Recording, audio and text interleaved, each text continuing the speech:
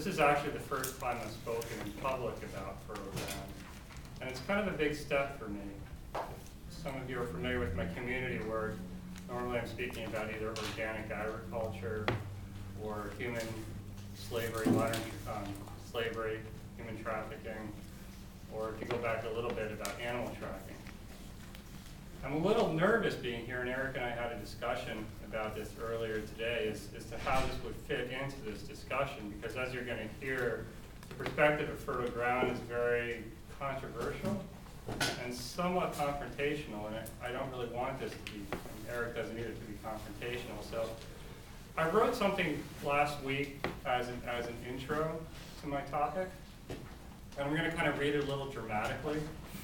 And I want you to realize this is me taking on the role of somebody speaking from the perspective of fertile ground. And I also want you to keep in mind that not all the work I do is this militant. I think there's room for all kinds of approaches in reaching a sustainable society. So I'd like you to give me that leeway. And also excuse me if I get over dramatic as I read it. Yesterday, I rode my bike down to Boulevard Park. I got to the tracks just as a southbound freight train was passing, and I had to wait for it. I waited and waited and waited as freight car after freight car after freight car rolled down not 10 feet from where I stood. I remembered as a kid how I used to count the cars, sometimes numbering over 100, and it hit me. These cars were not moving things back and forth across the land. They were all on a one-way trip, transporting raw materials and products that all come from the earth, or from the earth after they've passed through a factory. The trains were taking them to be consumed and then disposed of, car after car, year after year after year, and all over the planet. Millions of freight cars making tens of thousands of trips. Think of the sheer quantity of what industrial civilization takes. As an environmentalist and someone who's fascinated by mathematical calculations, I know this can't go on. But who or what can we do to even stop one freight train, let alone thousands of them? We have a modern environmental movement that's about 40 years old now, and activists have not even been able to slow down the devastation of our home. On the contrary, every year there is more freight to transport. The biosphere is being destroyed at even more efficient pace. I'm representing Fertile Ground, an organization that promotes activist strategies that we believe can actually reverse this trend. One of our key premises is this: the strategies of most environmental activists are not working. Whether it's direct action or negotiating with corporations, we're losing, and we're losing badly. And I think there's three main reasons we're losing. The first reason is that we confuse lifestyle choices with activism. We are constantly told that we vote with our dollar, but this relegates us to the role of consumers and not of living, breathing members of an ecosystem. Eating organic food, and I own Terra Organica, this is what I promote. It may increase the demand for organic products, it'll create livelihood for organic farmers, but it does not challenge the existence of Monsanto, let alone the corporations who can just buy up organic companies as a way to increase our market share. The organic movement is but a blip on the screen, and one corporations know they can co-op. After all, they know we all need to eat. The second reason we are losing is that we ask too little. We may think that the problem lies with a certain government policy or the practices of BP or another corporation. But the reality is the problem is much, much bigger. In my mind, it is nothing less than the very existence of industrial civilization. Everything our industrial civilization touches, it destroys. From mountaintops to the bottom of the ocean. The interconnected web of life is treated as a resource to be exploited. As a result of industrial civilization, 300 tons of topsoil is lost every minute. Every hour, more than 1,500 acres of land become desert. We cut down between 8 and 16 billion trees a year. Conservatively, that's about 200 trees per second. This is beyond unsustainable. I'd call that suicide. And this is just the tip of the iceberg. I didn't mention toxins, the 100 or more species that go extinct every day, overfishing of the oceans, global warming. Any one of these could do us in. The third reason we're losing is that activists have become cowards. With a few notable exceptions, activists are unwilling to risk real jail time, bodily harm, or even death. And in a way, this is understandable. We are so comfortably addicted to our lifestyle, so self-centered, and so far removed from the cycles of life and death that we are paralyzed by fear to actually do what is necessary to confront and dismantle that which is killing the planet and killing us.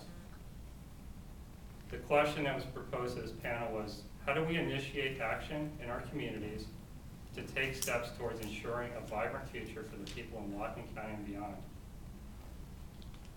And this is why I'm a little afraid to come up here and talk about fertile ground, because my answer to this question from fertile ground's perspective is it's probably the wrong question to ask. I think that one of the biggest impediments to sustainability has been the environmental movement itself. Why? Because it's taken the passion, the time, the resources of those of us who care the most about the earth, and it's directed them into activities that could never be successful.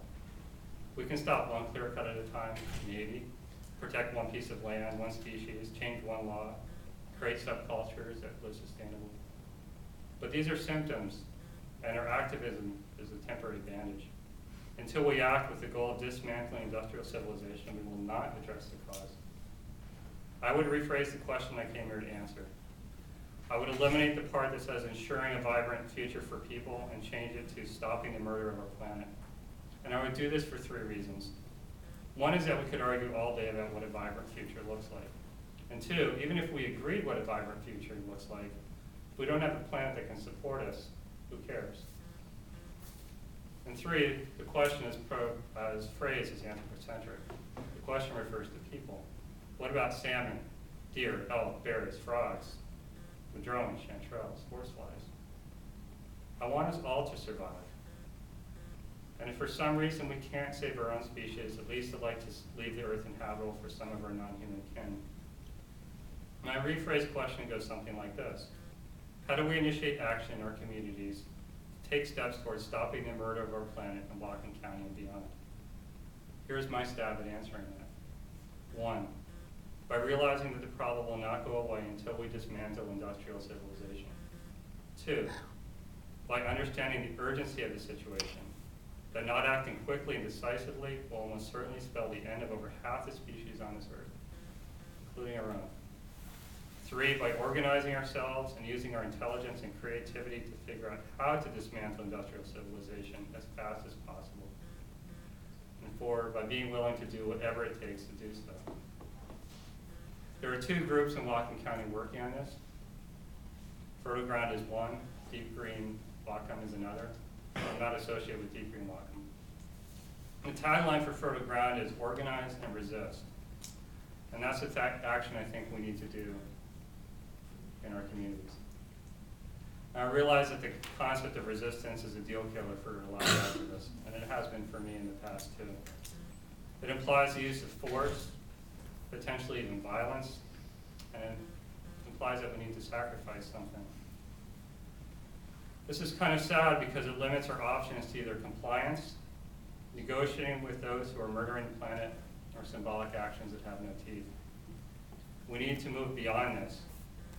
There is a perception that political resistance is an offensive position, but in reality it is a defensive position, like fending off a mugger, a rapist, or a CEO of a company that's polluting your watershed. In my 20s, I spent a lot of time in Chile during the time that the youth was resisting the dictatorship of Augusto Pinochet. I think of that, I think of Gandhi and the militant elements of the resistance against the British in India, the IRA in Ireland, the French resistance in World War II, the African National Congress in South Africa, the movement for the emancipation of the Niger Delta, Subcommander Marcos, Che, Malcolm X, Crazy Horse, Geronimo. The point is this: successful social movements always use force. Always. There has never been an exception to this.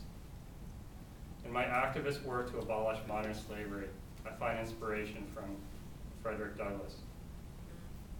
In an 1857 speech called The Significance of Emancipation in the West Indies, he said something that is as true in his day as it is for us today.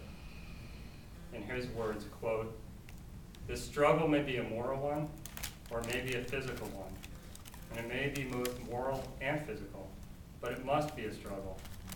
Power concedes nothing without demand. It never did, and it never will.